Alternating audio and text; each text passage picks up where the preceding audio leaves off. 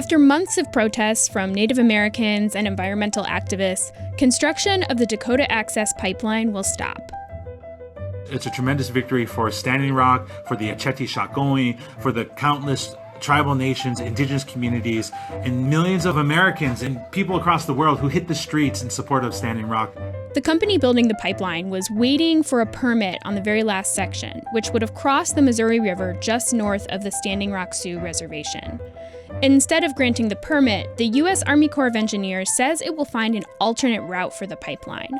For months, Native Americans and environmental activists have protested, arguing the pipeline poses an environmental hazard. The Missouri River is the only water supply for the Standing Rock Sioux tribe.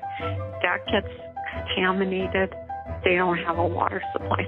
The company building the pipeline says it would be safer than sending oil via trucks or trains. This pipeline is being built to safety standards that far exceed what the government requires us to do. With the increase in U.S. oil production, oil pipeline leaks are up 60% since 2009. Sunoco Logistics spills more crude than any of its competitors, 200 oil leaks in the last 6 years.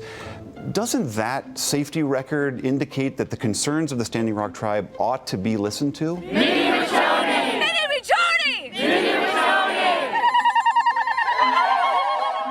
The tribe also claimed construction had already disrupted some of their sacred sites and burial grounds.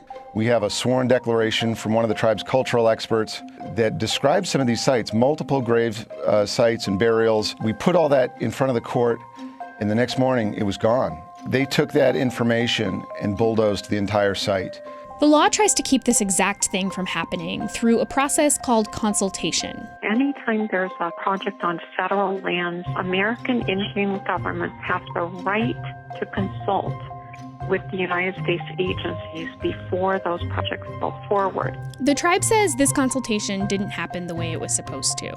And for months, they've been occupying land that's owned by the pipeline company, but which the tribe says belongs to them.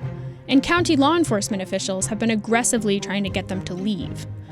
The CEO of the company building the pipeline had hoped that President-elect Donald Trump could push the project through. And though Trump says he supports the pipeline, he'd have to go through the courts to reverse this decision from the Army Corps, which means, for now, the tribe's water source is safe.